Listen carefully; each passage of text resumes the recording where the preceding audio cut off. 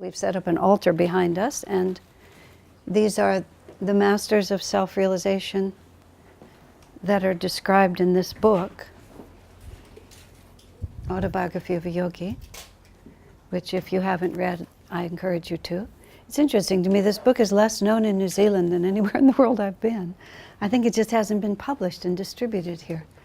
But perhaps we'll change that. He's one of the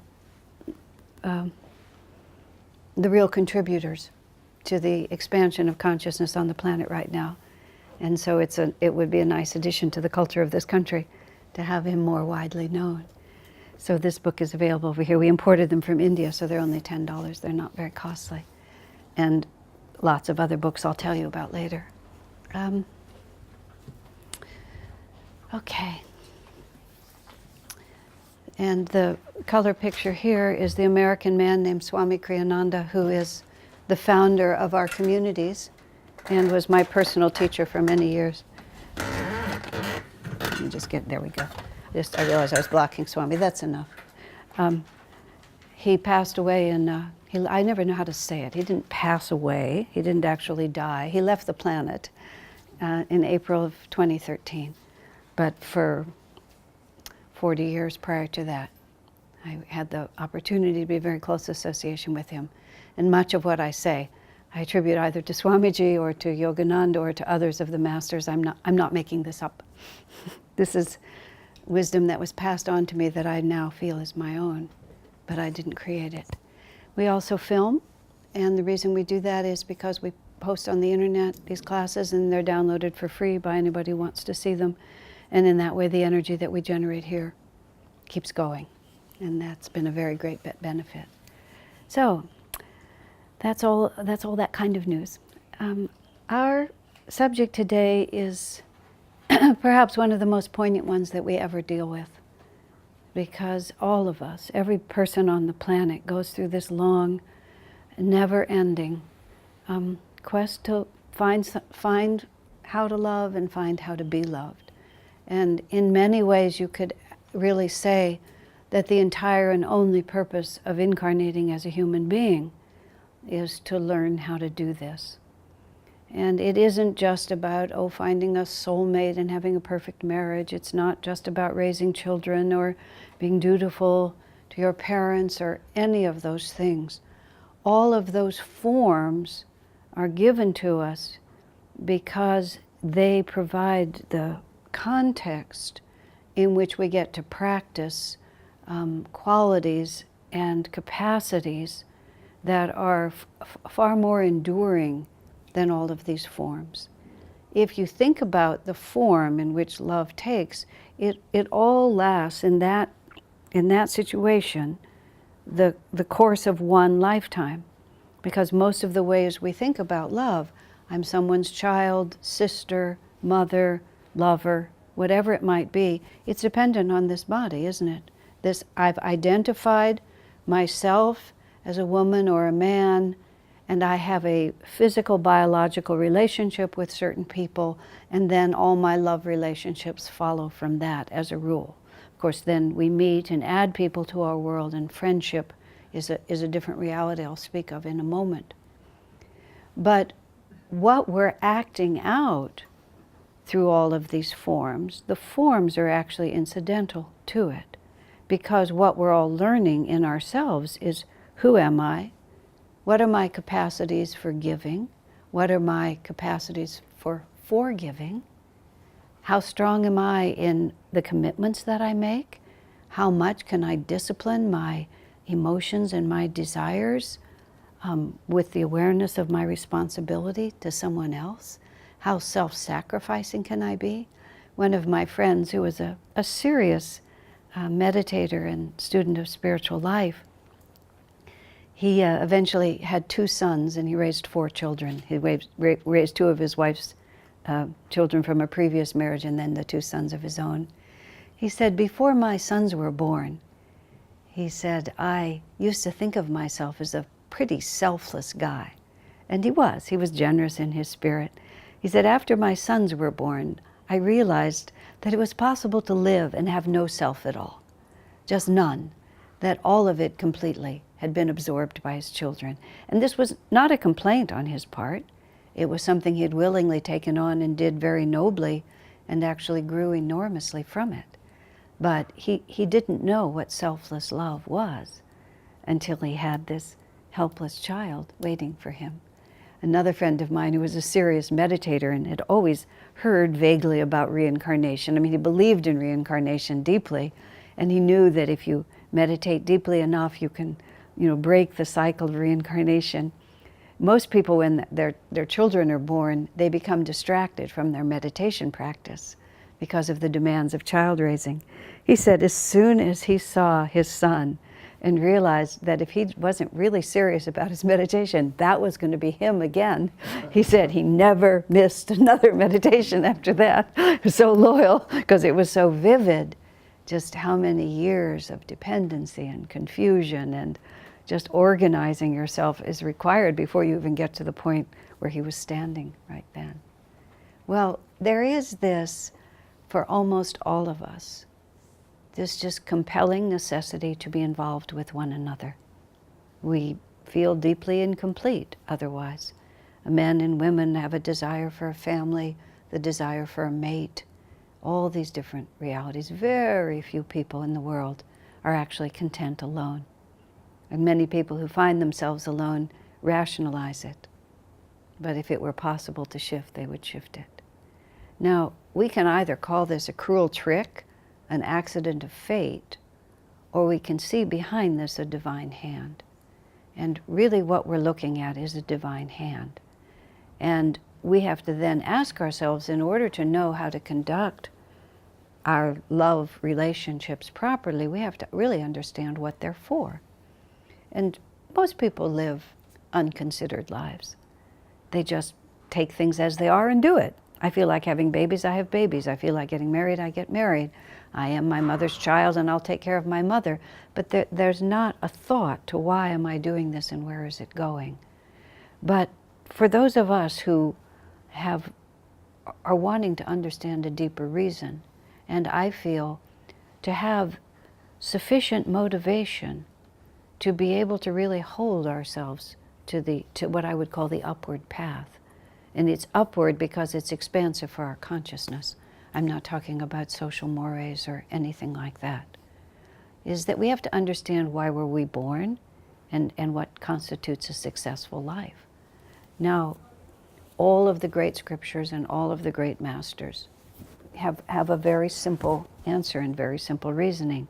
Jesus says, "Be ye therefore perfect like your Father in heaven is perfect." And the Bhagavad Gita talks all the way through about we are truly children of the infinite, and we are confused by our physical bodies and the physical world, but our true reality is always in the divine. And in the beginning of the Bhagavad Gita, Arjuna, who represents the seeker and the devotee, is talking to Krishna, and the scene is a battle, and Arjuna is the warrior, and everyone is depending on him to fight and win this righteous war. It's part of a much larger epic called the Mahabharata, which is great. It's a great story. If you go onto my YouTube channel, I tell that story in several different ways, and it's well worth listening to. But Arjuna doesn't want to fight. He doesn't want to, kill people. And in fact, it's a war between cousins. He doesn't want to slay his own family. And Krishna says to him, you see that when the body falls to the ground, you think the person has died. Krishna says, as the vision of God, he says, I see that when the body falls, the spirit rises. So you see one as an ending, and I see it only as a beginning, only as a continuation. And that's the essence of the story of the Gita, inasmuch as we put on and off these bodies over many different incarnations. What is it that continues? How does it continue? And how do we invest ourselves in that enduring reality? Because what makes us so miserable in our everyday life is that we invest ourselves in what's right in front of us. You're supposed to love me, and if you don't, then I feel bad, and I want to love you, but you don't want me to love you, and now I feel bad, and you're my son, and you're supposed to behave this way. in a prayer that we often say, that Yogananda often spoke, he talks about the classic relationships you can have with the divine. And we pray, Heavenly Father, Divine Mother, Friend, Beloved, and then we speak of God. There's one more, which is the parent and the child. And these are the ways that we live in this world. We have a mother to love, a father to love. We also have a master. There can be the master-disciple, the servant-master relationship. There can be the parent and the child, and the husband and the wife, of course, the divine lovers. And then there is the relationship of friendship. And Yogananda says something very interesting. Every relationship in the world has an element of compulsion in it, except for the relationship of friendship. Even, and I'll talk about this in a few moments, motherly love is the most self-sacrificing. Mother, uses up her own body in order to create the child, and then nurtures the baby through her own body. But still, if the parents, mother and father, did not care for the child would die. So there's a compulsion there. And when the parents become elderly, if the children do not care for the parents, then who will take care of them? There's this, if I don't do it, who will do it energy. When we become husband and wife, it's almost impossible not to think, now this is your relationship to me. And this is how you need to behave in this. You need to be faithful to me. You need to be attentive to me. You need to take care of me in these certain ways. You need to take care of our children. You need to take care of our home, however you were going to say it. All of these forms set in. Now, the great difficulty is that very often, the way we are, the form begins to have more reality than our actual experience. So the only relationship that is completely free is the relationship of friends. Because friends you choose. And friend can be any form at all, can't it? Any form at all. And the characteristic of friendship is just exactly that.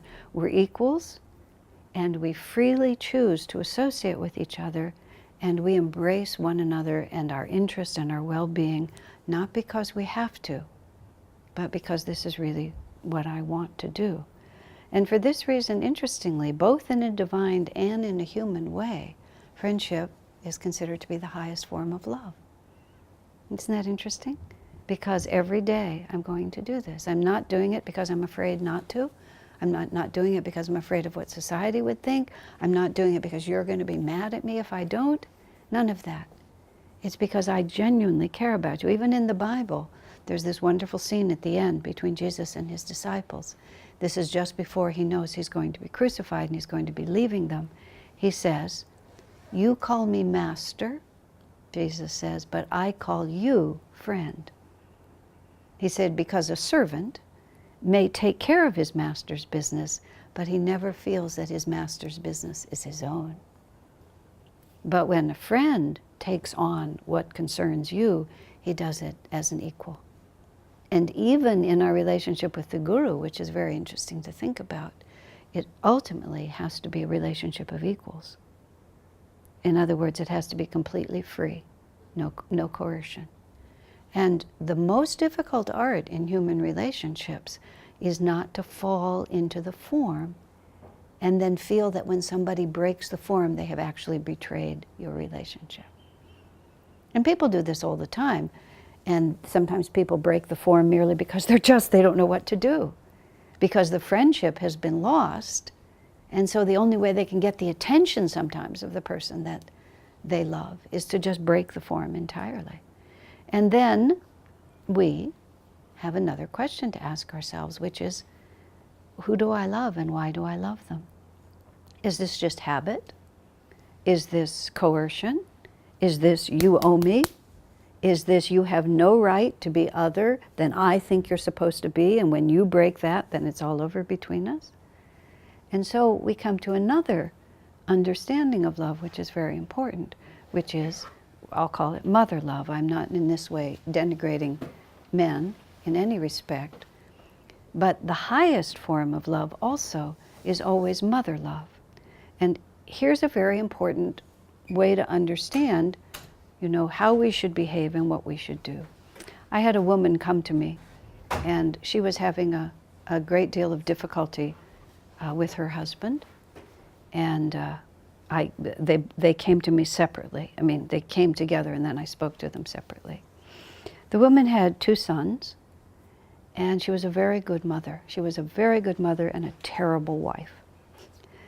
And the way she dealt with her husband was demeaning, insulting, disrespectful, nagging, domineering. And she's a lovely person, but after I talked to both of them, I had to say to him, you must get away from that woman as fast as you can. She's absolutely destroying you. And then when I was talking to her, I said, would you ever treat your sons the way you treat your husband? What makes you think that it's all right to treat him this way? Where is this coming from in you? You know, you understand what it is to help someone to become strong. Why is it that you're working in such an opposite direction with this man? She was helpless in the face of it. It was a mismatch. Most marital problems that I see have nothing to do with the marriage and everything to do with the individuals. But every once in a while, they're really mismatched. These people were mismatched, and they were better off when they separated. However, this is the part of it that matters. You know, if you're raising a child, you expect that that child is going to wander outside the lines. You know, in fact, as Swami Kriyananda's advice he gave a satsang for a group of young boys, a very rambunctious group of young boys, like 8 to 10. They were a small gang of friends in one of our communities, and he gave a satsang. And at the end he said, be good, but not too good. Much to their parents' dismay. Don't be too good.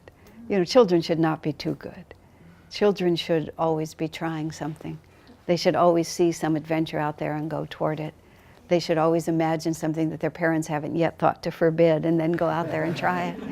You know, sometimes I've had to comfort the mothers of sons, you know, that, you know, these kinds of boys make wonderful men. It's all right. My husband, my favorite picture of my husband is, I won't say favorite, but one of my favorites. He's about 6, and he's in his pajamas. You can see him. And he has his cowboy hat and his guns on, like this. And he said he slept in his guns for years. I mean, he's the most gentle person in the world. He would never go even into the military. But that masculine power, that ability to face the world and conquer it, that I am not afraid and I can do it. And he spent hours practicing. He would stand in front like this, and then he'd sleep with them just in case. There was a very sweet story told when Yogananda lived in Los Angeles. His headquarters was called Mount Washington. It had been a former hotel on the top of a hill called Mount Washington. And there were, at the very beginning, it was very unformed. And in these many hotel rooms, he just rented these rooms to many different people. He needed the money to pay the mortgage, and he was just looking for devotees. It was not as clear-cut as it became later. And sometimes children lived there. Usually it would be mothers and their children. Sometimes it was families. So there was a mother raising a son, and she had a very conventional idea of how, you know, of how people ought to behave. And her son had all these, he was a warrior, and he had some kind of a bow and arrow set or some kind of a fake gun or something. And she was just appalled. There they were in the ashram of this great guru, and her son was, you know, down the halls. But Yogananda himself understood it better, and he sort of calls him over and he says, you know, so what are you doing when you're patrolling the halls here? And he said, the little boy said to the guru, I'm protecting you from the bad guys. And so Yogananda said, well then, you should stand closer to me. You know, when I'm at the table, you should stand right behind me. So this little boy became his bodyguard, you know. But you have to ask, what is the person really trying to do when you're dealing with children? What is it that you're trying to accomplish?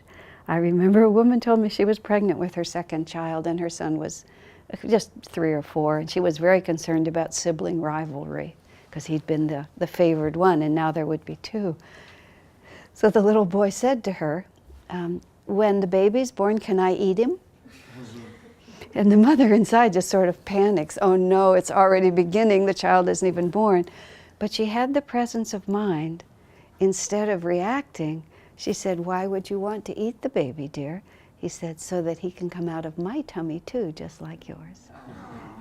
You see, completely different when you stop and actually ask, what is it that you're trying to do?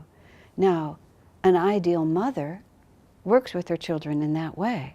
I mean, I'm talking ideal, not reality. Some mothers feel that their job is to mold this child into whatever picture they've decided. But Swami Kriyananda, I'm going to use children as an example, but I'm not just talking about parenting. I'm talking about all relationships. Swami talks about the illusion that parents have that they actually own their children. And he points out from the point of view of reincarnation and the soul's long journey that every one of us is born with our own divine self and our own destiny. And that a man and a woman together can create a physical vehicle. That's what our bodies are. Our bodies are a physical vehicle for the soul to carry on with its journey and to progress its own destiny. Its destiny from ignorance to enlightenment. But parents do not create either the soul or the destiny. They just create the physical body and they nurture the physical body. And those of you who have been parents, I've never had children. I've taken care of my sister's son at different times. And a huge amount of it at the beginning is just keeping that physical body going. A woman wrote a book in America, just a popular book. She has 5 children. She titled her book, "Didn't I Feed You Yesterday?" Which when my young nephew lived with me, that's kept what I was thinking. You're hungry again? Didn't we just eat? You know, it's just on and on with this. Then you have to be bathed and taken care of. And it's just this huge physical, because that is what the parents create, is the physical vehicle for the soul to have its destiny. Now, if we're wise in our relationship, we realize, whether husband, wife, child, or friend, that we did not create the soul and we did not create its destiny. And our interest must be in who are you and where are you trying to go and how are you going to get there. And in my own marriage, I made grave error for quite a few years, just assuming that because it seemed like a good idea to me, of course it would seem like a good idea to my husband. And if it didn't, then a little bit of persuasion, which is interpreted as a lot of nagging, you know, he would immediately see the light. And one wonderful day, well, this actually happened in this cycle. I have done a lot of couples counseling through my life. I do less of it now, but for many years I did a great deal. And there was this very interesting cycle where the same problem kept being presented to me in many different lights. And it was, women are the ones who usually seek out the counseling. Sometimes they will persuade their husbands to come, but you women are usually the ones who start because that's the way we're made. It's just the way it is. And they would come to me and they would tell me that my husband is, you know, really an excellent husband for this, this, and this reason, but the only thing lacking is, and it almost always had to do with empathy, communication, consciousness of the kind of small details of things. And what they were actually describing is the difference between a male and a female. That if my husband were just a woman, then of course we would get along better. Of course, if he were like that, then they would have a huge complaint because he wasn't a man. But just that little bit of difference, if you were just me, then we would have perfect harmony, wouldn't we? Because there would only be one of us. And it would all work just fine. One man who eventually divorced his wife, or she divorced him, said that she had 2 settings. Either we do it my way now, or we do it my way later. And finally he was, you know, there was no living with that. But it's not to say that any of us are wrong for having a powerful sense of our own destiny. That's a very good thing to have. When I was 10 years old, I stood up to my parents, which must have amused the socks off of them, although they held a straight face at the time. And they were concerned because I had taken up with bad companions, which indeed I had, but they were the most interesting people I knew. The good girls were just boring. I couldn't stand it. And they were very concerned that I was really off to juvenile delinquency, although I was only 10. And I folded my arms, and I was a very runty little kid, which must have made it funnier. And most of my vocabulary came out of books, and so I often mispronounced things. But I declared the expression you've probably heard of machines, the die is cast. I said like that. The die is cast, I declared. I'm either a good kid or a bad kid, and there's nothing you can do about it now. I mean, it's hilarious in retrospect, but it was true. That's the part that I have a vivid memory of myself at different points. I knew it. I mean, I was little enough. My dad was a big man. He could have picked me up and carried me anywhere. He could have made me go wherever he wanted me to go. I had no money. I lived in their house. I had no actual freedom except inside. And I knew I did not belong to them. I belonged to myself. And whether or not you or your children or your friends can articulate that, that is a fact. We all belong to ourselves. And know you can live together for 100 years. And the people you live with never belong to you. And they never become you. Almost all the difficulty in relationships is when we think that people, we own them and they owe us. How dare you? How could you do this to me? And then what usually follows is, after all I've done for you. What is this? Is this like a business deal? It's like if I didn't pay for it, you know, I have to give it back. Like, I mean, but I'm honest enough to admit every dissonance I've ever had in my marriage or with my friends is when I forget. And I stop asking, who are you? Why were you born? What are you trying to accomplish? When it really deeply occurred to me, that cycle of counseling and just through this, I've been married for 30-something years, 32 or 33 years now, and it took about 12. I mean, that just really dismays people who are at year 2 or 3. Oh, that's all right. It takes about 12 years to really work it all out. One of my friends, older friend, told me, she had a beautiful marriage by the time I knew her. Oh yeah, she said the first 28 years were hell. Whoa, that's not something I was looking forward to. I was about 22 at the time. 28 years, but it's worth it because you gradually work it out. And when you work it out, you really have something.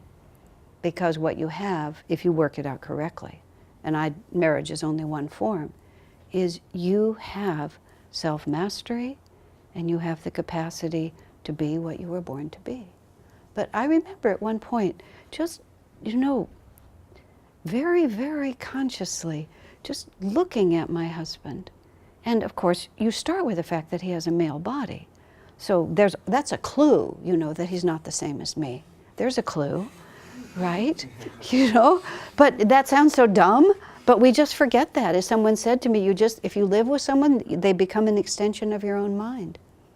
And you start just treating them like an extension of your own mind. And you talk to them, when you talk to them, you know, shout to them from some other place, and you don't even think of them as just moving about, having their own reality. And I really just looked at him. I looked at the way he dresses, the facial expression he has, how he fixes his hair, you know, how he keeps his desk. When we were first married, my husband is very, very neat. I am very neat. He is very, very neat. He's not compulsive about it. He just has mastery over the physical plane. For me, the physical plane, I can kind of put it in categories, but then it disintegrates. I don't lose things. He loses more things than I do, I have to say honestly. I don't lose things. I always know where things are, but I just organize it to a certain point. He thought to help me once. I came home and he cleaned out my desk. I said, sweetheart, that's the nicest thing anybody has ever done for me. Don't ever do it again. Never. You know, and it was right. He thought he was being helpful because he could only imagine that degree of disorder was because I didn't know any better. Right? We have to learn. But just really look, why? It's a fascinating exercise. The longer you've lived with someone, or especially if it's your own child, just step back And just look at the physical evidence. Watch their posture. Look how they walk in the world, how they talk on the phone, how they keep their room, what they think is an attractive hairdo, you know, what clothes they put together. And just think, who would do this? And why would they do it? And as much as possible, just break the idea that you even know someone, even every day. I worked for Swami, this is taking it another step, but I worked for Swami Kriyananda as his secretary for when I was 22 when I met Swami Kriyananda. He was starting the first Ananda community. For those of you, I hope all of you will come to the movie tonight, you'll see now this beautiful place that over 40 years has been built. I moved there when it was very primitive. And for the first 6 or 7 years, I worked with him as a secretary very closely. And he did that because I was too much of a wild card and he needed to tie me on a very short leash to the ground. So I worked directly for him. I had another job during the day. We had no telephones, no electricity, no communication system, and he lived a mile, the community is a mile wide essentially, and he lived a mile away. So every afternoon at 4 o'clock, I'd walk over the hill with a couple of other friends. 4 o'clock every afternoon, we'd come to his house and we'd give him the mail, we'd give him the news, whatever was going on. This is like 1973, 74, 75. During that time, the end of it, he wrote his autobiography, which is The New Path, which is at the other end of the table there. He had a generator, so he had an electric typewriter. Computers didn't exist yet. It was the last book he wrote before word processors came in. This is all very long prelude to what I want to say. So I typed the manuscript for him. He's a very, very exacting editor, and he needed a clean sheet. If he made one mark on the page, he needed a completely clean sheet in order to decide. So I typed those pages over and over and over. He was mostly alone all day. He would write all day. I'd come in the afternoon. I would take what he had worked on and I'd retype it, and then often he would edit again and I'd retype. During that time, often I would cook dinner for him. When I arrived at 4 o'clock, sometimes I'd leave at 5, sometimes I'd leave at 2 in the morning. It just depended on what was going on. There was nothing in my life that had any priority except to work for him. So I never made any plans, ever. This was the very short leash that I was held on. It was no hardship at all, zero. But that was my life, and he knew it. And he paid me $50 a month. He'd pull out his wallet and he'd hand me $50. I had a place to live, and all I had to buy was heat and food. So that was it. And $50 was very little, but it was enough. But he knew that was our relationship. That was how we worked. I don't want it to sound like he was taking advantage of me. He wasn't. But every single day at 4 o'clock when I came in, his response was always, "Oh, there you are," as if it was a total surprise whether or not I was going to be there. And then he would never say, "Would you type these pages, please?" He had every right to say, "Would you type these pages?" He would say, "I've done a lot of editing today. I think you'll find some of the changes interesting." "Oh, Swamiji, could I see what you've worked on?" "Oh, yes, here it is. I bet you would like this if I retyped it." "Oh, would you really retype this? That would be such a help to me." And it was not a facade. And it was not a technique.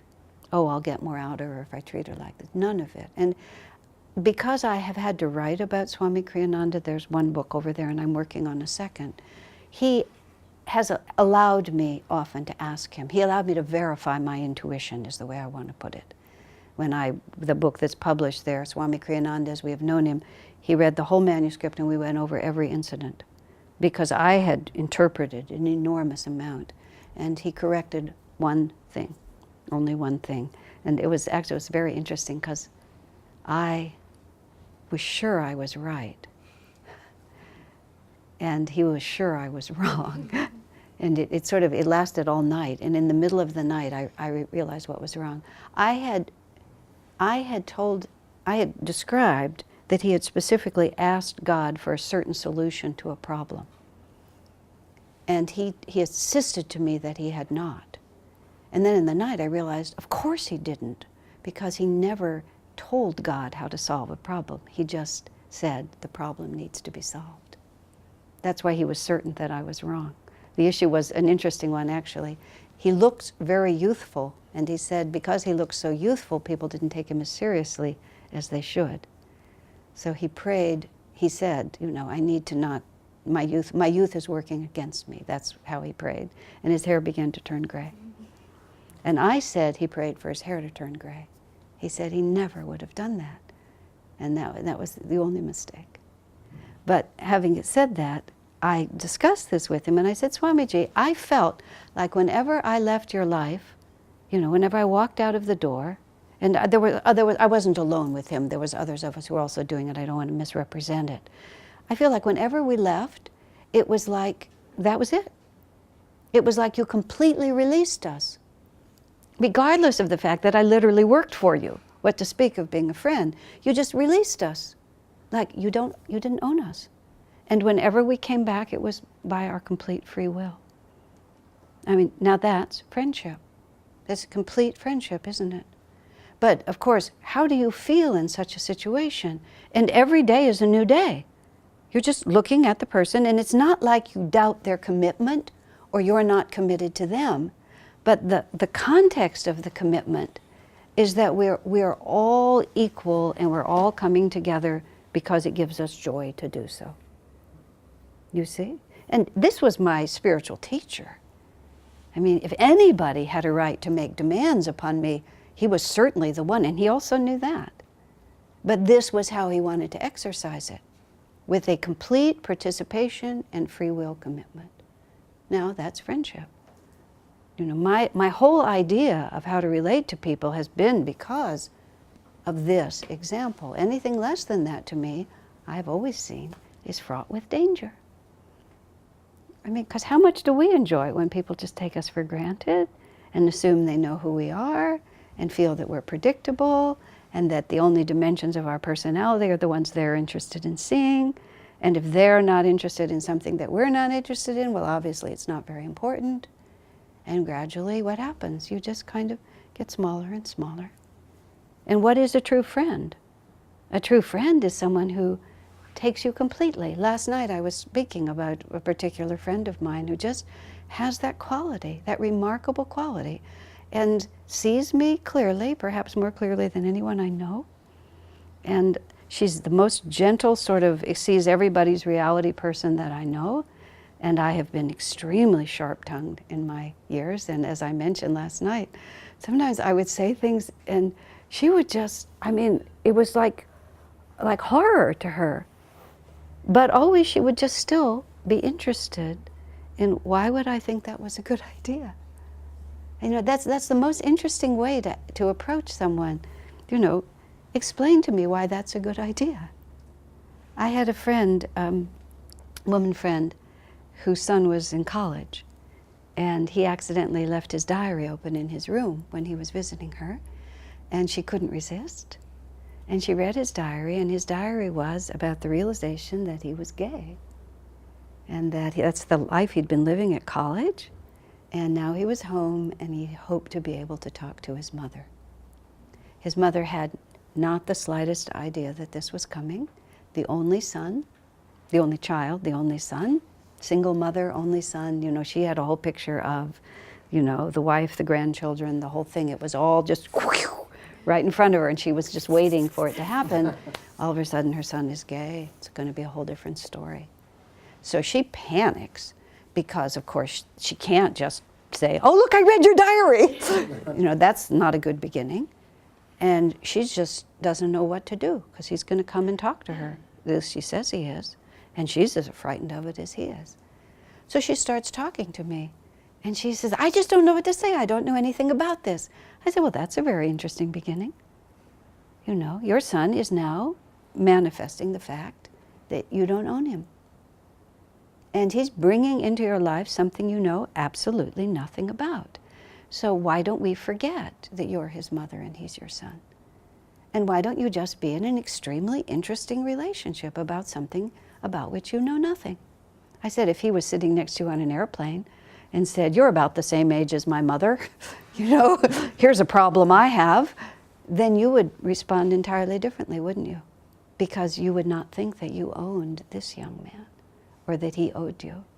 And you would not have put yourself in a position where my happiness depends on how you behave, which is another aspect of this we'll go to in just a moment. So I said, why don't you start with that? Why don't you say, gosh, honey, I'm completely out of my depth here. You know, talk to me about what this is. I've raised you all these years, but I don't know anything about this. You see how easy and simple that is? Of course, you see what personal discipline that takes.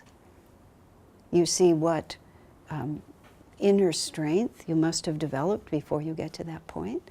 Well, she followed my advice. We role-played quite a bit, and she made a lot of mistakes, and I helped her to sort of, and she got it. She got the, not the script, but she got the attitude.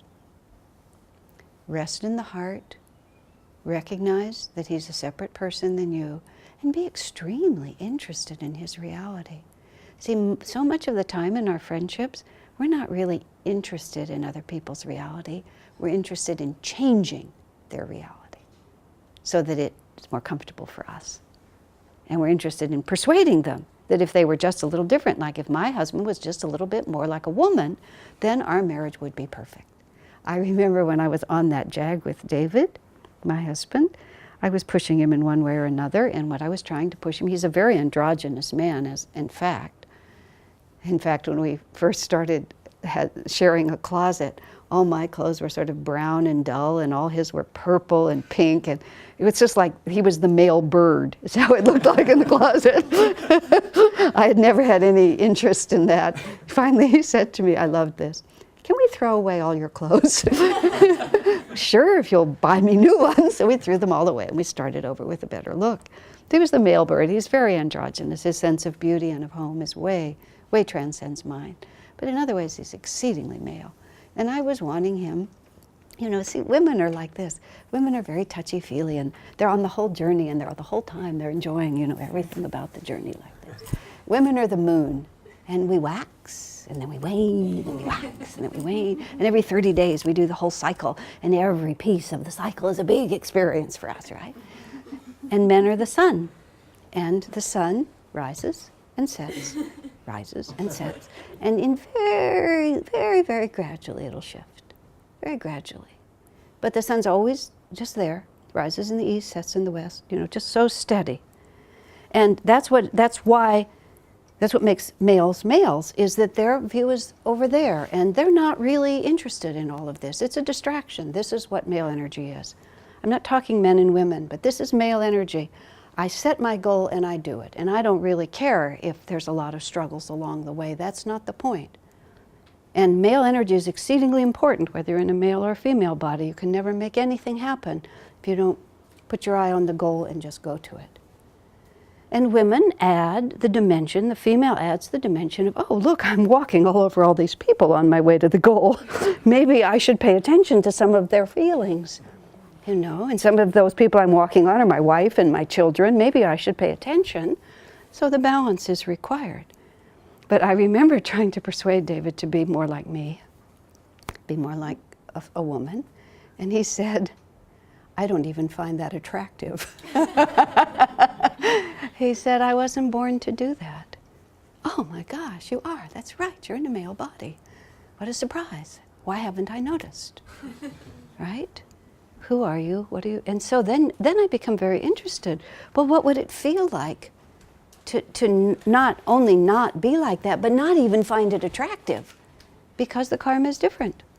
Everybody's trying to do something different. So I persuaded this woman to become exceedingly interested in her son. And, you know, what this meant to him, and what his fears might be around this, and how he imagined his life unfolding. Ah, here's the word. She tried to be his friend. Because that's what a young man wanting to come out about this particular thing, what he needs is a friend. He's not confident. He doesn't know where it's going. He too may have thought he was going to go down that road of wife and family and children, and what if he's not going to have any of that? What does that feel like? And so every time someone in our life does something that surprises us, I think of Swami Kriyananda. You know, they never had to show up again. I don't own them. And every time they show up, it's something to be grateful for, not something to assume. You see how fresh everything becomes? But, and this is, I'm going to take a break now, and then we'll talk about the other side of it. You see how strong you have to be in your own heart? So then it becomes a question of, where do we spend our energy? Do we spend our energy on developing our own clarity of heart, or do we just spend our energy on trying to get everyone else organized so that we're safe and we don't have to? Okay, let's take a break. I was trying to think of, this is the complexity of learning about unconditional love, and it's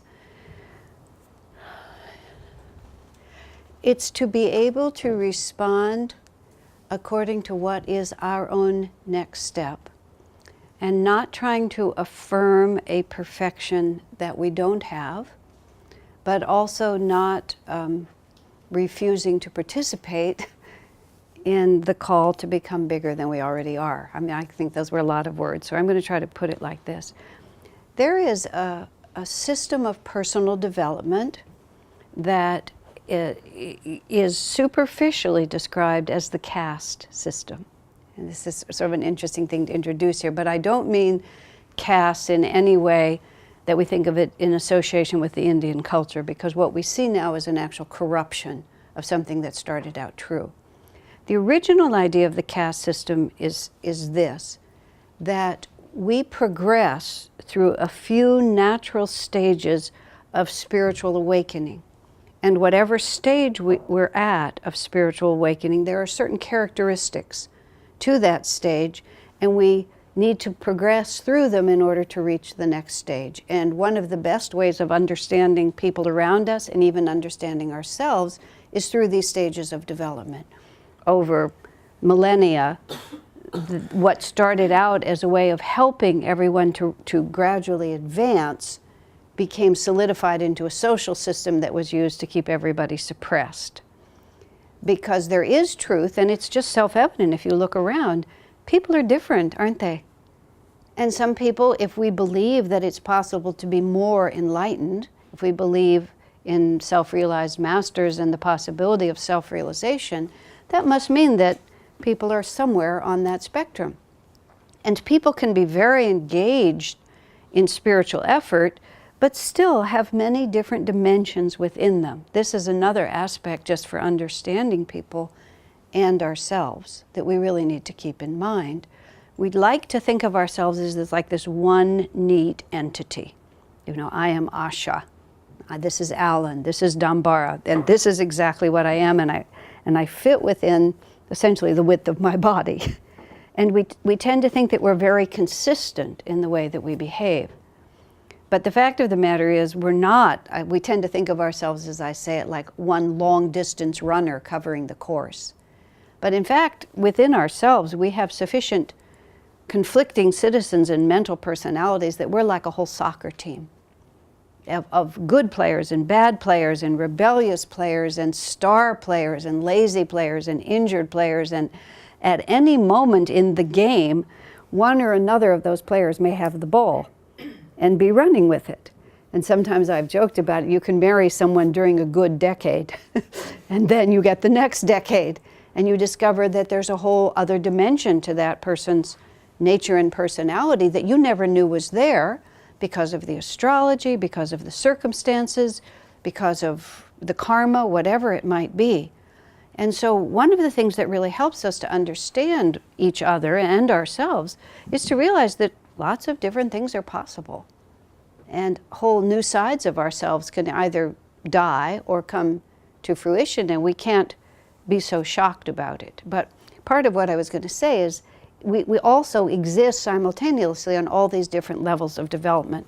So I'm going to just write it just a little bit here so we can understand, because it's an amazing, I only have this and I don't think it's very good. Let's see how good. Get a new one, but is this? It's still lousy? But see, what I've done just what everybody's done to me. These are unusable, and I'm going to leave them here so the next person can find out that they're unusable too.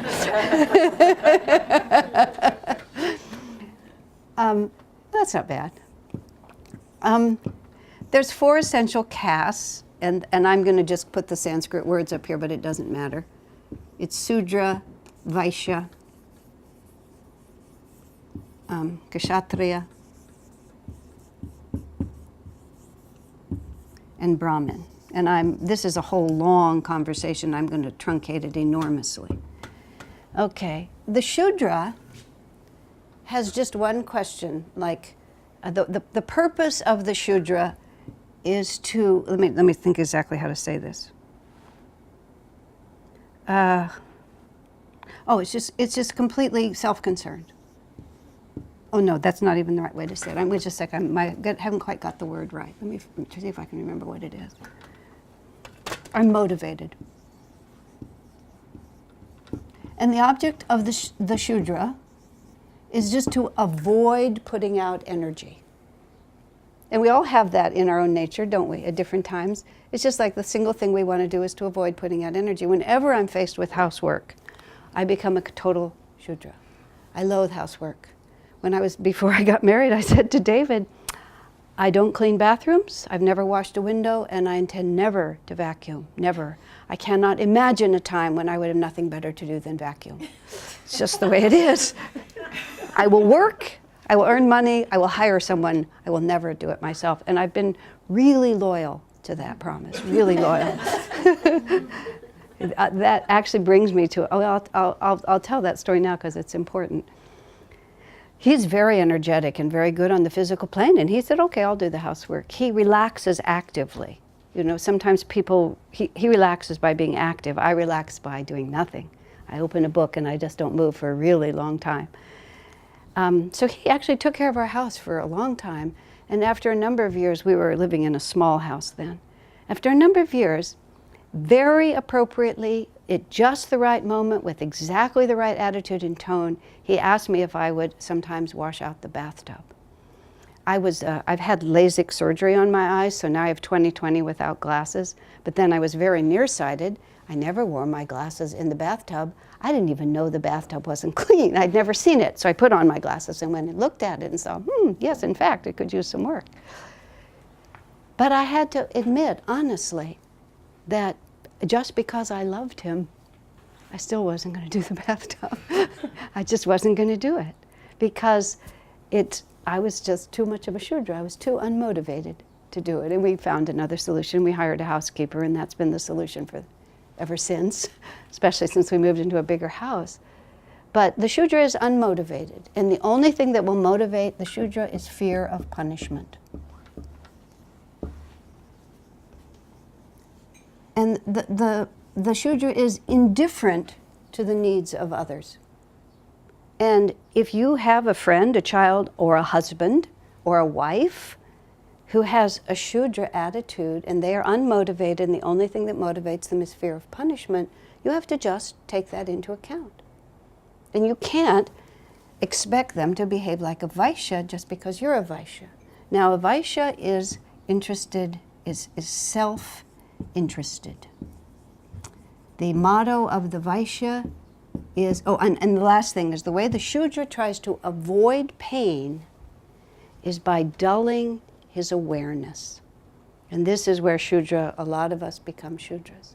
We drink, we drink substances that change our consciousness, and a lot of people do that. We take drugs, we watch television, we eat sugar, we sleep, we read novels.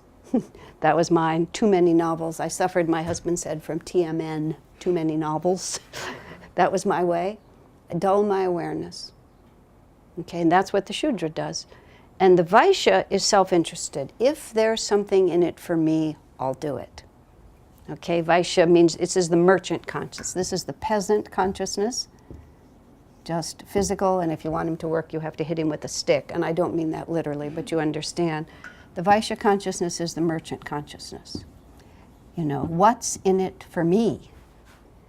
And a lot of people conduct their personal relationships like merchants. I'll do half the chores, you'll do half the chores. I didn't wash the dishes because you didn't take out the garbage. We divide everything, all the bills are divided just in half, all the tasks are divided just in half. I'll love you just about as much as you love me, but not more. And you can move like that. And the motivation, the motivation here is self-aggrandizement. And the way the Vaishya, the merchant, tries to avoid pain, and this is the point, the real point of my bringing this up, is by making the environment, the external world, behave according to what I want it to do. And a great many people get caught in a very Vaishya situation, calling it love, but it's a Vaishya attitude. Many people who are devotees of God are Vaishyas. I've prayed so much and given so much to the temple, why have you let this bad thing happen to me? Sri Ramakrishna was an avatar in the 1800s.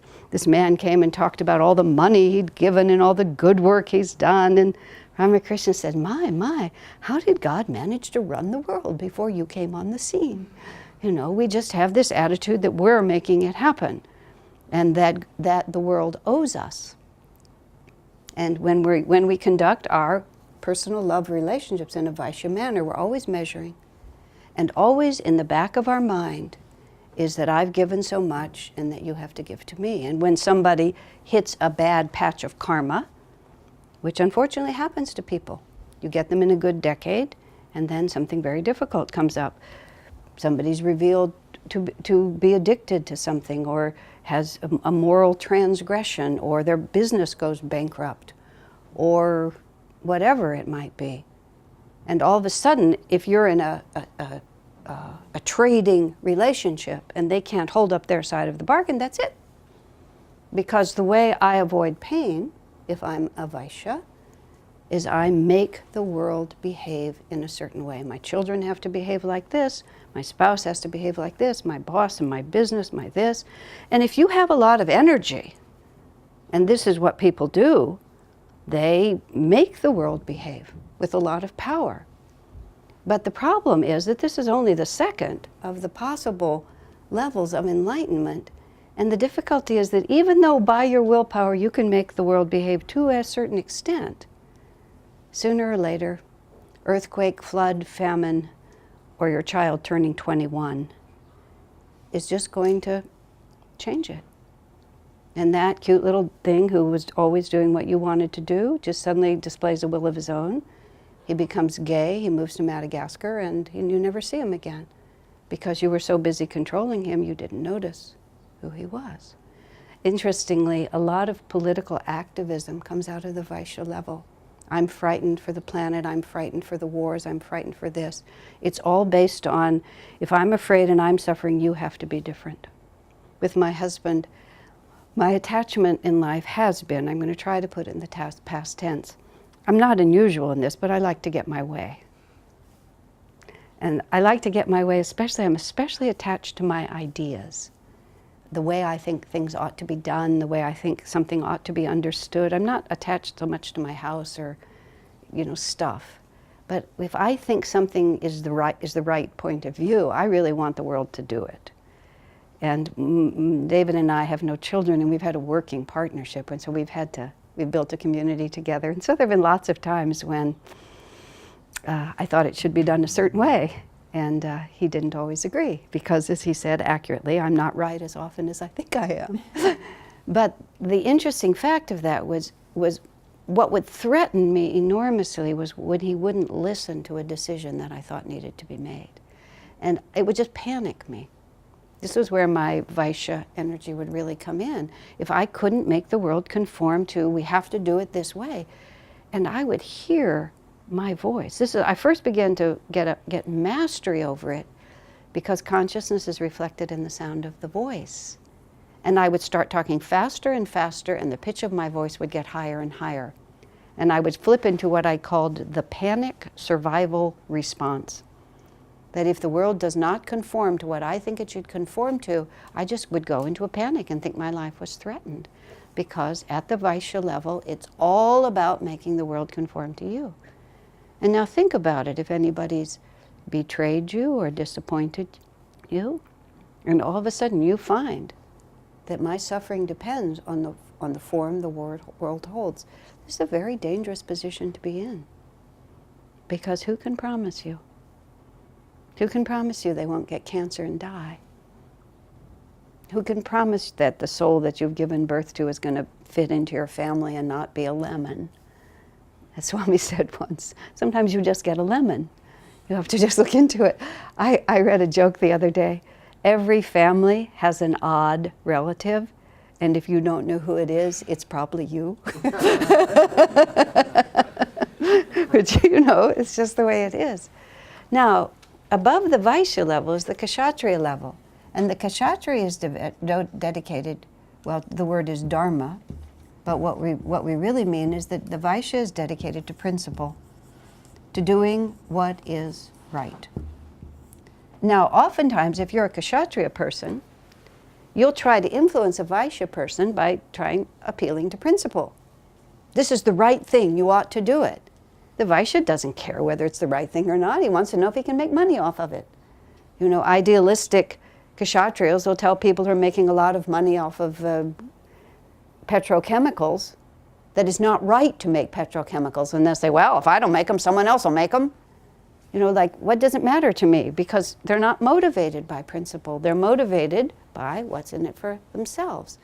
If you're working with people in your life who are motivated by self-interest, you can't influence them with principle. They literally can't see it. And if you yourself realize that you're just self-interested in trying to control your environment, you need to consider whether you want to be motivated by principle. Instead, where is my growth going to come? From finally enforcing my will on you, or from shifting into doing what is right? Now, and the way the Kshatriya deals with suffering is he realizes the only thing I can ever control is myself. And that's the only influence I have. I have to behave appropriately, according to the highest that I can understand and imagine, and the best that I can hold to. And sometimes you can't, but at least you know. And we don't make the mistake of thinking that we're going forward when we're actually going backwards, right? So self-control. And this is the point at which it occurs to me that I create my own reality, but that reality is my internal experience of life, not everybody else's. And this is the beginning of freedom. Now, it's a very important point you have to realize here. Because the Kshatriya is devoted to principle and to dharma, dharma is doing that which expands consciousness. This means that to be unconditionally loving is not to be unreasonably nice and inappropriately nice. This is the great mistake that people make. They think that to be perfectly loving means that I just let other people run all over me. And, you know, I just let them do whatever they want. And I show how generous and nice I am by just letting them mistreat me all the time. That is not dharma. That is not right principle. And oftentimes the self-control that needs to be exercised at that point is the self-control of self-worth. I'm better than this. You have no right to speak to me like that. Recently somebody was just repeating to me something someone close in her life had said to her. My response was, how dare he speak to you like that? And what were you thinking when you let him? You know, it's not like, oh, I just need to be so supportive. No, it's just totally inappropriate. A friend of ours, their relationship broke up, and she said, when she separated, that he always deposed her meditation, and whenever she would meditate, he would turn on the television as loud as he could. And she lived with him for 7 years. Swami's response, I would have walked out after 15 minutes. You know, it's just merely because a person wants to behave in what they think is their self-interest doesn't mean that you have to accept it. And nor do you help people if you're capable of perceiving dharma, and then you sacrifice it. I was in a situation once, it was very interesting. I had a friend, and then the friendship fractured. And I remained angry for some time. This was when I was very young. And gradually, in my meditation, the anger sort of focused in on about 6 or 7 incidents. And I kept just repeating those incidents over a relationship that had gone on for several years. And I thought, why am I fixed on these? The most interesting thing occurred to me. In all of those situations, real principles had been at stake. And I had known that. And I had gone along with something I knew to be wrong. And it occurred to me that the person that I was mad at had not understood that they were operating from a true Vaishya principle. Well, it was better for them to do it this way, so they were going to do it this way. But I had a Kshatriya understanding, and I knew that principles were at stake. And of course, the person I was mad at was me. And I started thinking about him. Well, given his level of understanding, he did the best he could do. You cannot ask a 2-year-old to be 7. You can't ask a 7-year-old to be 21. You never think of asking them. But from the point of view of personal development, we're all on this spectrum somewhere. And someone who simply is Shudra or Vaishya in their consciousness, you cannot speak to them from Kshatriya principles. It's like talking Swahili. And then we just get more and more annoyed and outraged that they don't understand. And meanwhile, they rightly are annoyed and outraged that we don't understand. Where is the person standing? What is their appropriate next step? How can I help them go there? That is mother love, you see. A mother looks at her little baby. A friend of mine had 5 children.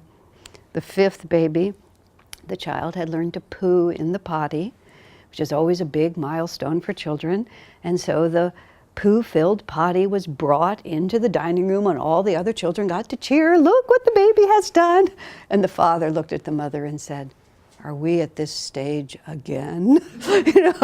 But yes, we are. Like for a little baby, this is a big thing, and maybe they went a little far, but nonetheless, this is a big milestone. Little so-and-so is now a big girl, and everybody gets to cheer.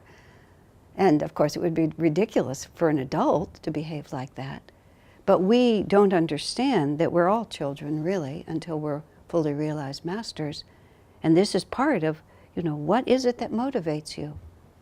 What is it that will get you to move? How do you alleviate your suffering? What are you capable of understanding? And this is a very challenging way to relate to people, because it pushes it right back on us, doesn't it? So I find, but let me just finish here, the Brahman level is that we're motivated by God's will. And ideally this is the priest. The Kshatriya is actually the idea of a soldier, because a soldier is willing to give his life for a principle he believes in. Forget the fact that he shoots others, that's not really the image.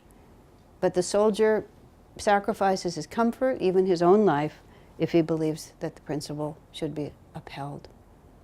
But the principle of enabling someone to do wrong action is not the right principle. You might not be able to stop them, but you also can just quietly stand and not cooperate. But the Brahmin cooperates only with God's will. And how he alleviates suffering is there is no suffering, because everything is God's will, so what is there to resist? So you can see that's a very high level of development that we're going toward. Now, when we come, because obviously this is where we're trying to move in terms of relationships, we try to get out of just complete fear of punishment and only what's in it for me.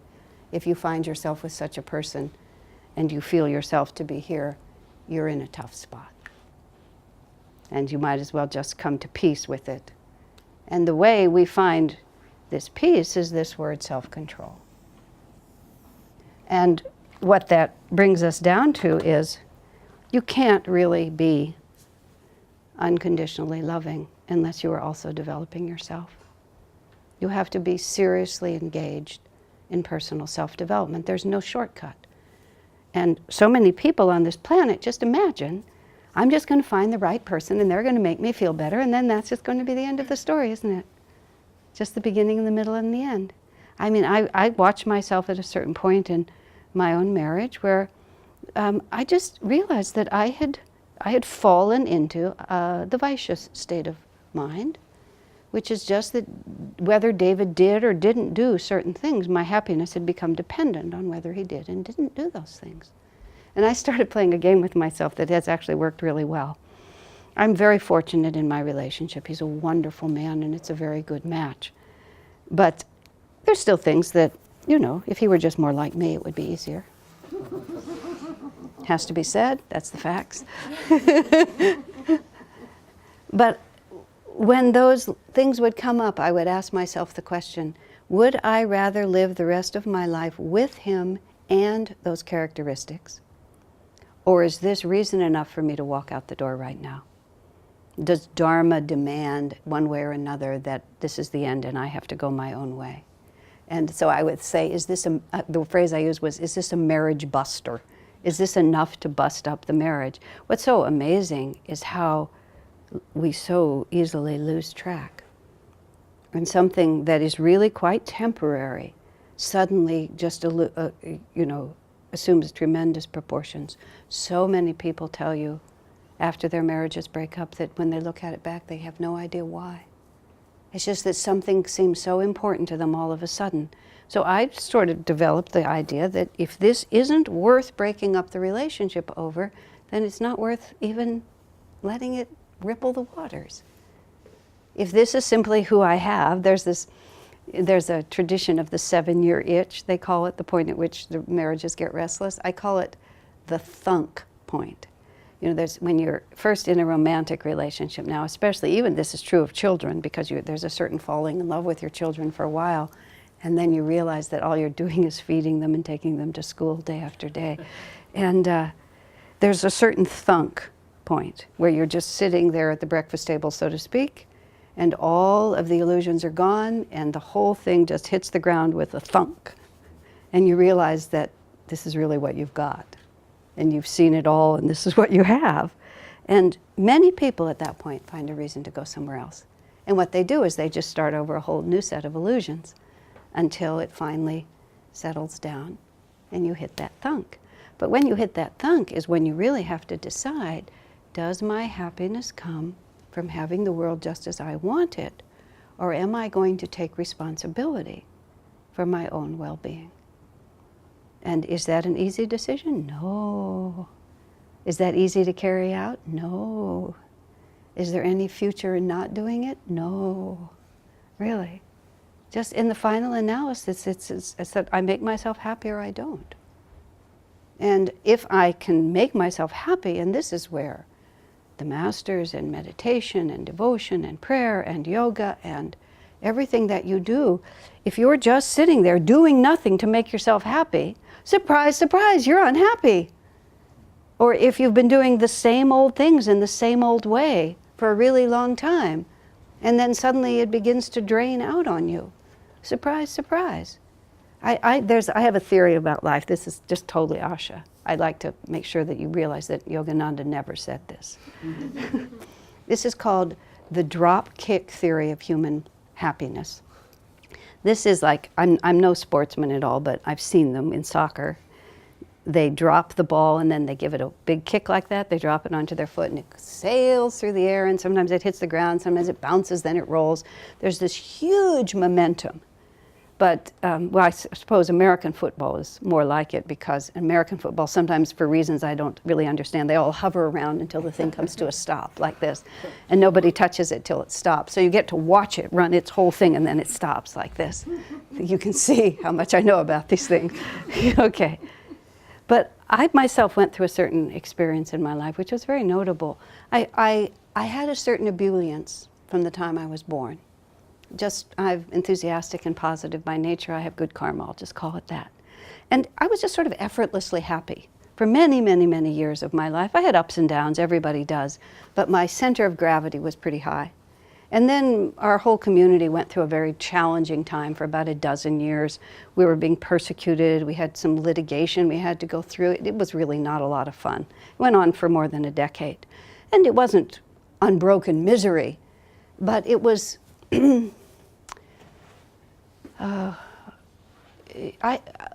we had to realize that not everyone in the world is good.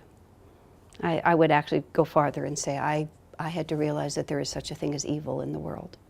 And I was confronted with evil and had to deal with it more than I would have wanted to. It was very hard. And so when it was all over finally, which eventually it was, I just waited to just get happy again. I waited 2 years. And then I finally realized, and this is where the dropkick theory comes, that when we start this incarnation, whether it's youth, aspiration, or just sheer forgetfulness. We forget what this world is really like. We just have this certain trajectory of energy. We're just moved for a certain period of time. For some people it expires by the time they're 6 or 12 or 15. But there's this trajectory of energy where you're just moving on your own. But at a certain point you come to a dead stop. And at that point most people get old and sour and die.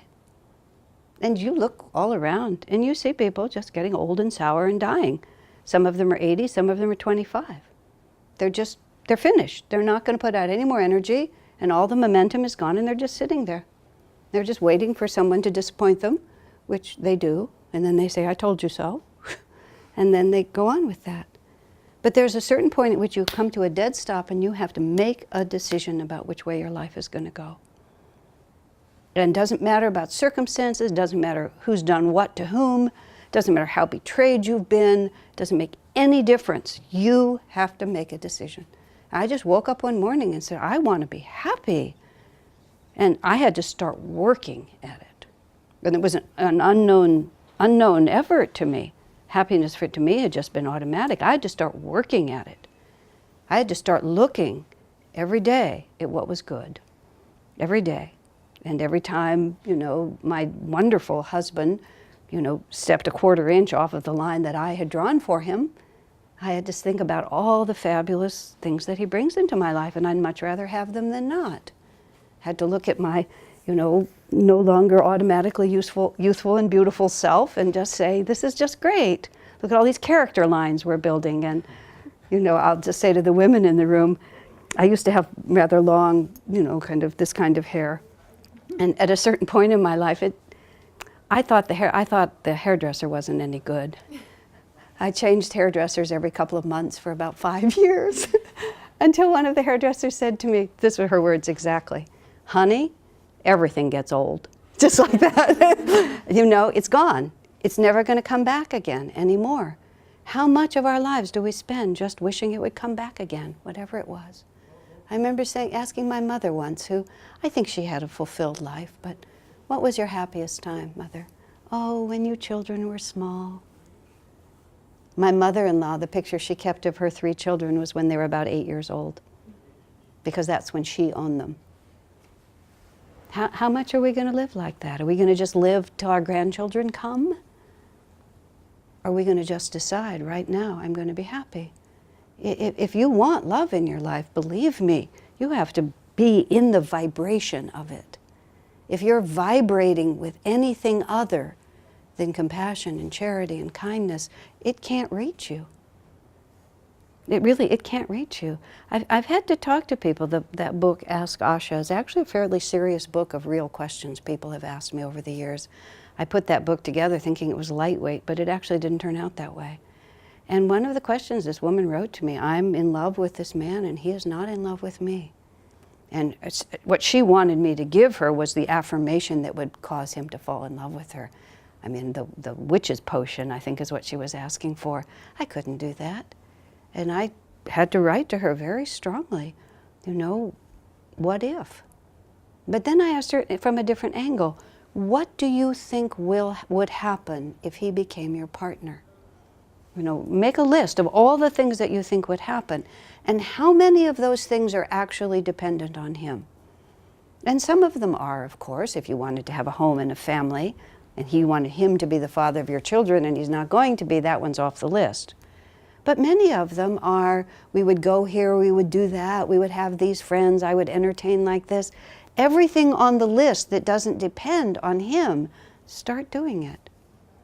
Take responsibility in this moment for your own happiness. That's too self-evident, isn't it?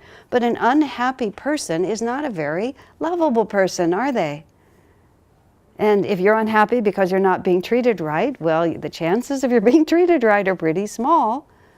Because if you keep vibrating with lack of appreciation, lack of gratitude, lack of positive energy, that's just what's just going to come through. That's the screen you're putting up, and the only things that can come in are what matches it. And lots of times, and this just has to be said, life is tough. I'm not one of those who says you can affirm anything into reality. I've never seen it. We have karma. And a lot of times that karma is not, oh, it's going to be effortlessly easy. That karma is, oh, look, you really get to grow this time, don't you? You know, just like, I mean, a mother who tries to protect her child from every disappointment and every necessity to rise to the challenge, what kind of a person does that person become? So you have a divine mother, I have a divine mother. She's looking out for us. Oh no, dear, I don't really think you're going to win that prize. Nope, I don't think you're going to get that either. Because you have so much more potential than you know. You're going to get to find out what it is. And we can have as many temper tantrums about that as we want. And the only person who suffers is ourselves. So the unconditional loving is not just loving other people. It's the unconditional loving of the absolute fairness and the ultimate goodness of life itself. We have to move up and become Brahmins. And even if we can't get there all at once, that's where we have to go. That's how we get this self-control. It's because there's no point. This is what God is asking of me. And if I cooperate with that, I will discover on the other side of it everything that I'm seeking. I know I gave a whole class on relationships once, and at the end of it, this man said to me, well, you never really talked about that kind of effortless relationship that's the one that we're all going to have. Oh dear, I said, where have you been for these last 2 hours? You know, I'm so, when it comes to romantic relationships, which is, we're talking about many things here, in the West especially, but really all over the world now, unfortunately, our understanding of love comes from fiction. It's a very important thing to understand. Movies, novels, romantic songs. That's what we really, a woman actually said to me once, and she quoted this movie, my God, otherwise she seemed like a very intelligent woman. She said, you know the kind of relationship I want? It's like so-and-so had, and then she told me about a movie. I just like, dear, do you understand the literary concept fiction? Do you get that? And it was like, but it was so deep in her mind that that's really what it's about. And we have a big job to do, because our cultures do not, they support the martyr's dharma. You know, I just endure, whatever happens, look at me, I endure. That's not really very good either. Or they support the, well, this one didn't work, so now I'll go and try the next one. But the real one is just both infinitely more challenging, far more satisfying, and completely dull. It's you wake up in the morning and you say, how can I make the best of this day? And if that's your only intention, then whatever comes to you, it's a very simple criteria. How do I make the best of this? How do I serve everybody who comes to me? And how do I expand my heart in the most true and appropriate way? Life gets very simple and actually a lot more fun, I promise you. Well, any other thoughts or questions before we give it up?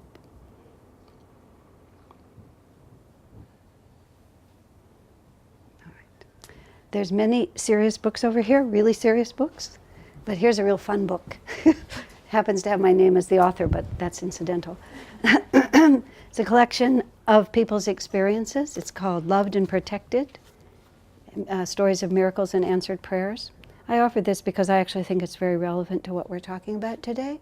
This is just from the dramatic, life-saving to the very, very tiny stories of how, when we are rightly attuned, the power of the universe protects and guides us. So it's a very easy read. You might enjoy it among everything else there. So that's it. We'll call that a stop.